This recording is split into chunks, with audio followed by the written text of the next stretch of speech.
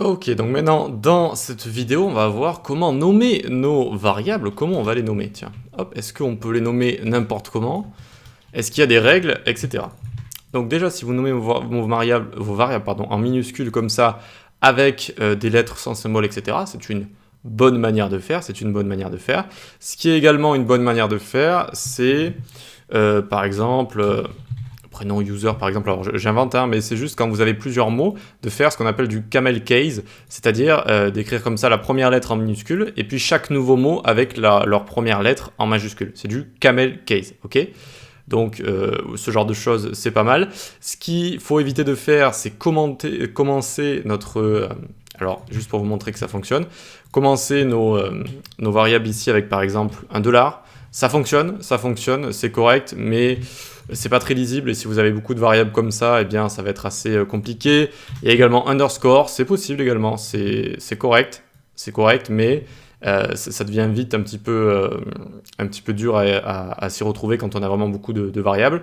Donc il faut essayer de se rattacher à ce camel case, d'accord? Donc première lettre du premier mot en minuscule et puis chaque nouveau mot a sa première lettre en majuscule. On peut également mettre des espaces, etc. Pas le tiret. Donc ce qu'on peut mettre ici, c'est des underscores par exemple. On évite également le tiret comme ça va être interdit. Vous voyez que ça ne fonctionne pas. Ça ne fonctionne pas et ça me met une erreur. Tac, ça me met une erreur ici directement. Donc on essaye de se lier à ça directement et de s'habituer au camel case. Ok, maintenant qu'on a vu ça, on va voir les différents types en JavaScript, les différents types. Alors pour ce faire, comment on va pouvoir présenter tout ça? Eh bien on va pouvoir commencer avec notre premier type qui est juste ici, qui est string, donc c'est une chaîne de caractères. Une chaîne de caractères, string, donc c'est entre guillemets ou entre apostrophes, et ça peut être plusieurs mots, plusieurs lettres, etc. On peut avoir des phrases, on peut avoir du texte, ce sont les chaînes de caractères. Ok, donc ici par exemple on peut s'appeler ça type string comme ça, très bien, donc là c'est correct. Ensuite ça on va le mettre en commentaire.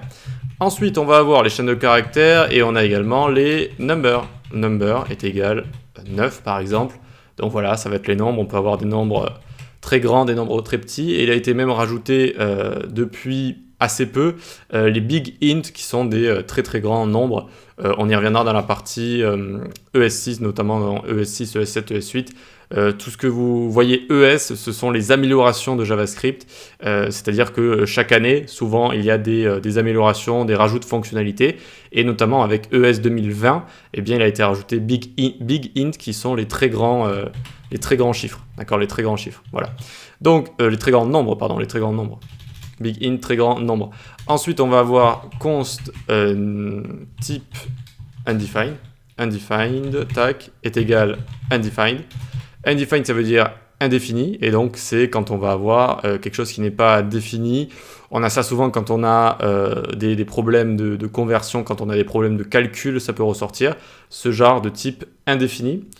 Ensuite, on va avoir les objets. Const type obj, par exemple, est égal, et donc on va s'écrire directement un objet, et cet objet, il va avoir des propriétés. Il va avoir par exemple la propriété A, qui va être égale à 1, comme ça, la propriété B qui est égale à 2, la propriété C qui est égale à 3, comme ça. Voilà.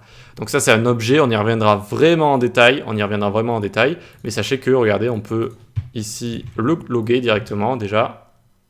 Alors, prénom user, ah oui. On n'oublie pas évidemment de mettre type obj ici.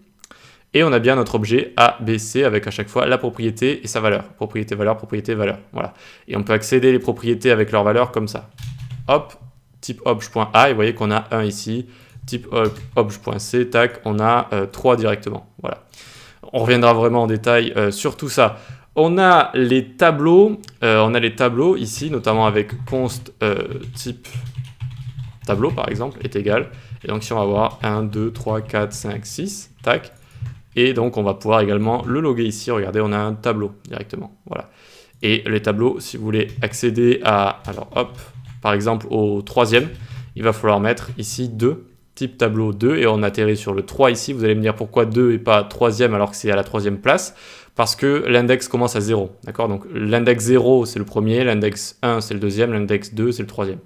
Si vous voulez, l'index commence à 0, on compte à partir de 0 avec les tableaux. Ça aussi, on reviendra dessus, vous inquiétez pas.